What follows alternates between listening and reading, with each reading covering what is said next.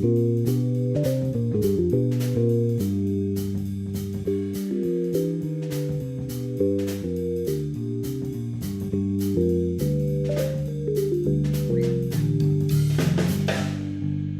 people think economics is, like you said, it's like common sense, like Yeah. how the world could be any other way.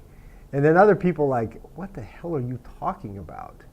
Do you have any idea why I realize people are very different at lots of things. Is economics the same way, or is it something in how they were brought up or what they learned going up, or what accounts for that wide range of reactions to economics? Yeah, I just simply don't know. I mean, I do know that I was brought up to solve problems. My dad did weird stuff. He was a medical researcher, and he did studies on rats and their digestive systems and stuff like that. So, even when I was little, my dad he'd say, I had this experiment.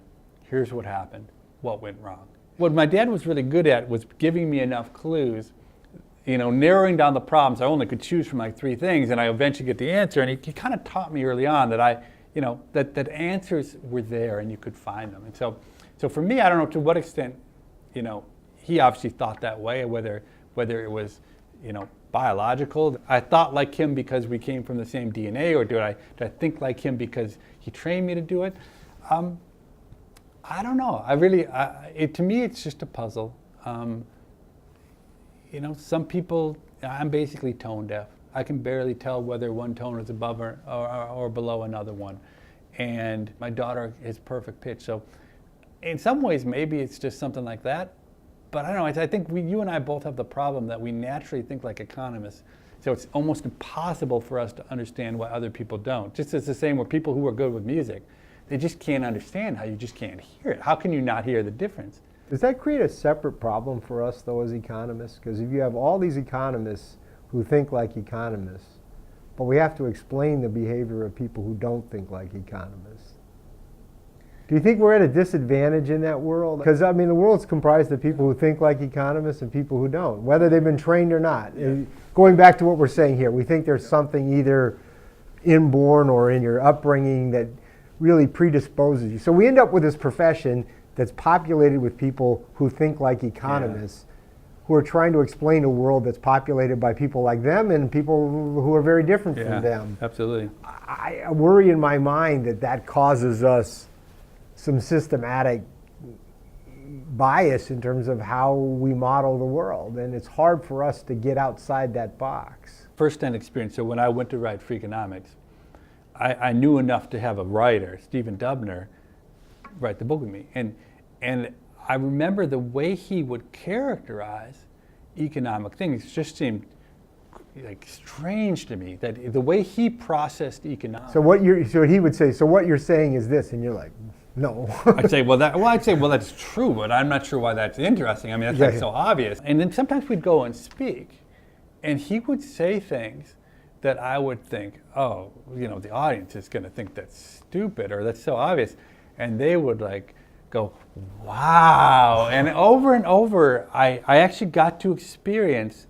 It was really neat to experience economics communicated by an informed, non-economic thinking, intelligent person.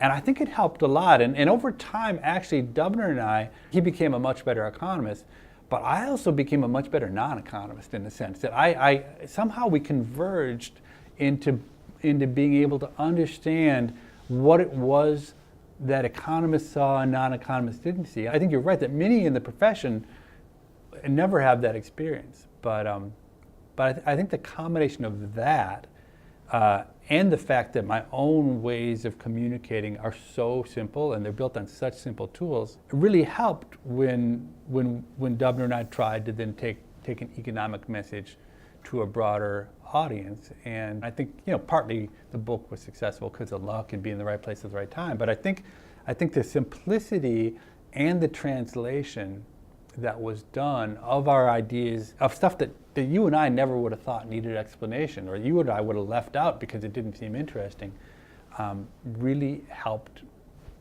bring economic ideas to a lot more people. Accessible to other people. Yeah. But you had great topics and you had a lot of good economic insights. on problems that people could identify with. But you're saying the way it was communicated was also critical. Yeah, I think I learned, and I think I really learned. It surprises me what interests people and what parts of problems, what parts of answers interest people. And if I had tried to write Freakonomics, I would have written it in a way that probably you would have said, hey, that's really good, but nobody else in the world other than economists would have wanted to read it.